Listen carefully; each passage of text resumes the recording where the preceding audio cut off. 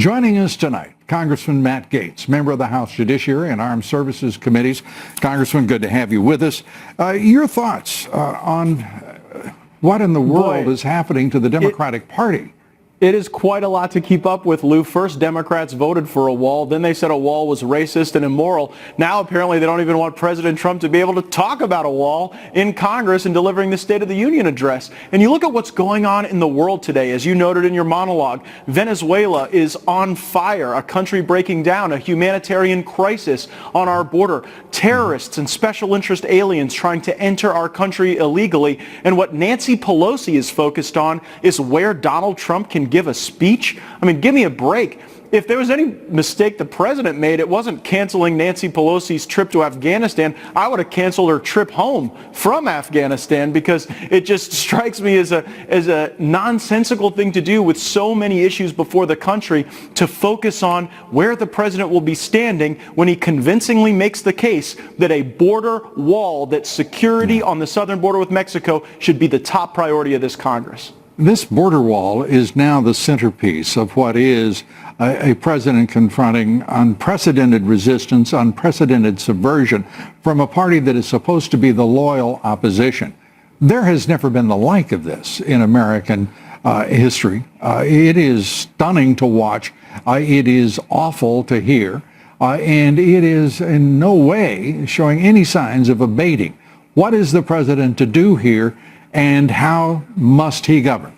He's going to have to use emergency funds at some point to get us out of this, Lou. There is no way for this president to just turn his back on the forgotten Americans who want safe streets, rising wages, and the rule of law to govern this country. And so we're going to have to find funds that have been lawfully appropriated for barriers, for security, for national defense. And we're going to have to use that money along the southern border, because the Democrats won't take a win-win. The president offered them a proposal that would have allowed them to win on an issue that they care about in DACA, while we got the border barrier that we needed.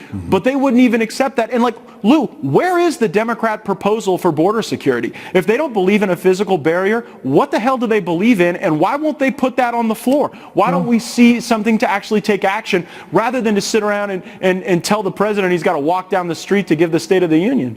In if you will, in fairness, or at least to set the complete story here, Steny Hoyer contradicting the speaker, saying that he believed, for one, that the barriers were an important part of the solution.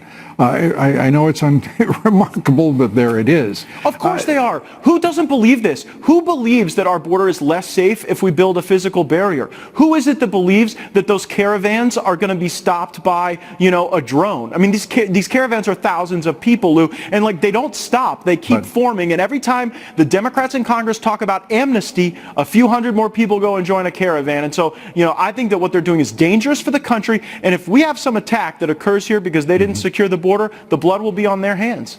Well, the blood will be on their hands. The blood will also be on the hands of the previous speaker and his cadre of leaders in your House that you serve.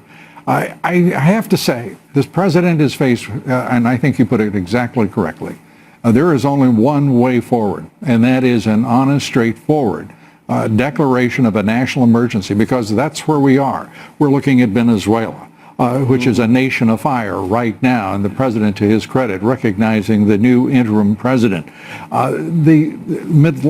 Central America, nation after nation. It's not an accident that those caravans are being driven toward the United States southern border.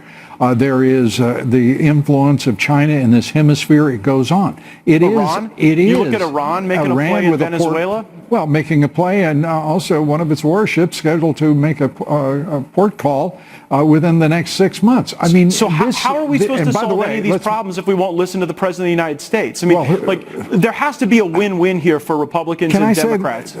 Congressman, I seldom disagree with you. This is straightforwardly national security. It is straightforwardly the national security and that of our neighbors in Central America, Latin America, and this president has no choice but to act. And act, I am confident he will.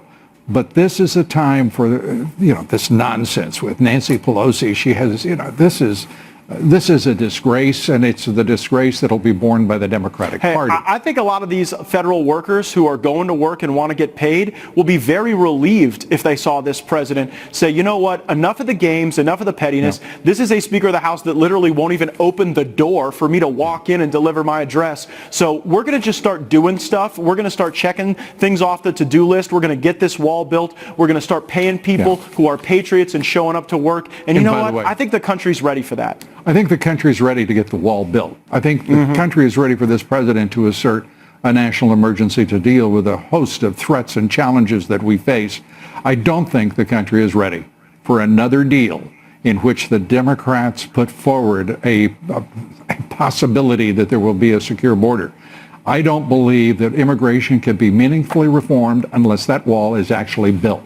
It makes every other problem easier. The hell with any more games. I've had a belly full of what happens on Capitol Hill. Well, we need to do other stuff too. We need to E-Verify. We need to get rid of sanctuary cities. We need to stop giving entitlements, chain migration. But all of those problems get way easier to solve if you build a wall first. If you don't build the wall, then all of the reforms we would do in those other areas become far more difficult just because of the volume of people. It's straightforward.